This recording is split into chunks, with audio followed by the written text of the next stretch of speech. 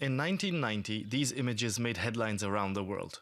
Journalists from Western Europe and the United States exposed the appalling conditions that children were being kept in state-run orphanages and the abuse they suffered. Florin Cătănescu is one of the hundreds of thousands of those called neglected orphans of communism. They were known as Ceausescu's children, and for many, that meant anything but a conventional childhood. I was born like every other child in a maternity ward, but then I was taken away and put into foster care. After lunch, for instance, we were supposed to take a nap. Anyone who wasn't sleeping took a beating. My only regret is not having almost any good memories from childhood. Florin once lived in this orphanage. He says about 30 children would sleep in a single room. He recalls that over the years he spent there, 5 of them were killed after falling from the 2nd floor. He says the staff had failed to keep watch over them.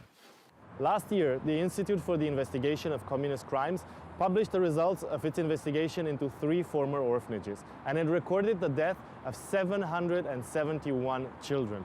The Institute estimates that as many as 10,000 children may have died through malnutrition, living in filthy conditions, and lack of medical attention.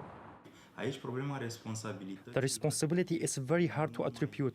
It could be nurses, doctors, directors, but it could go as high as local government who had oversight over these orphanages. When they studied the orphanage archives with forensic specialists, investigators were shocked by what they found. I was amazed and still am at the fact that for 28 years no public institution has conducted any inquiry into what's happened to these children. These investigations are a brutal look in the mirror. The great moments of countries making peace with their past don't just happen within the generation that's experienced them. Florin says he had a dream in his old room in which he would build an orphanage and offer a good life to children without families.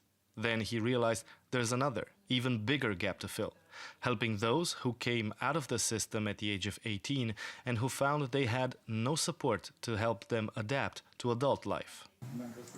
Since 2006, Florin has helped more than 200 youths, and he says he'll continue his work. So too will investigators and prosecutors.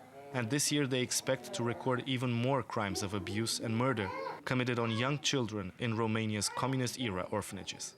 Laurentiu, Colintineanu, TRT World, Bucharest.